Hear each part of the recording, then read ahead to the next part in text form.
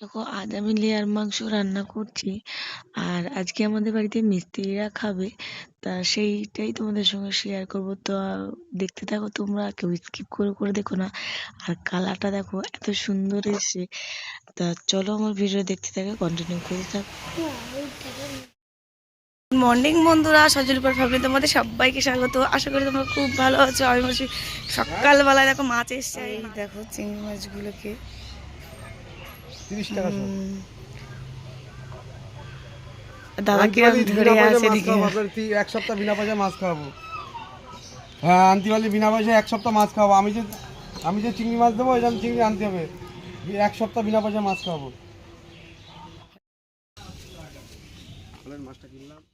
তারপর দেখো, সুন্দর করে মাছ টাছ ধুয়ে নিয়ে আমি মাছ কাতলা মাছের ঝাল করলাম।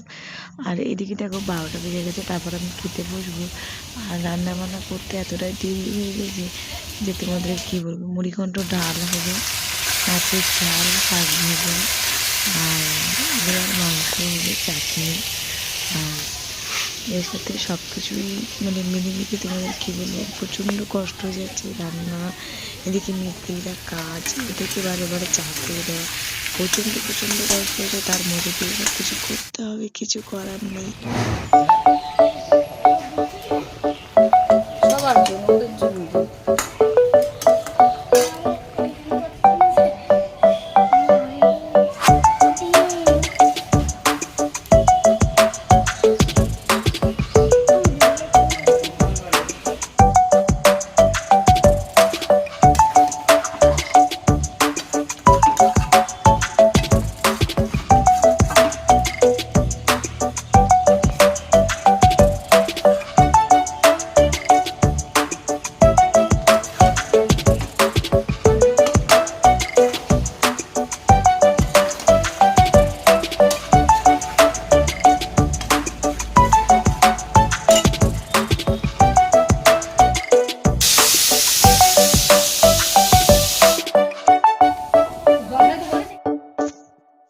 তারপর দেখো 12টা 12:30 বাজে। এবার আমি সকালবেলা খেতে বসলাম।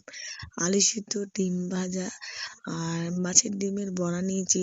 আর কাতলা মাছের তেলটা ছিল, সেটা ভাজা করে নিয়েছি। সব শুধুই খেয়ে নিলাম। নিয়ে খাওয়ার পরে মিস্ত্রিরা কাজ করছে, ওদের কাছে গেলাম।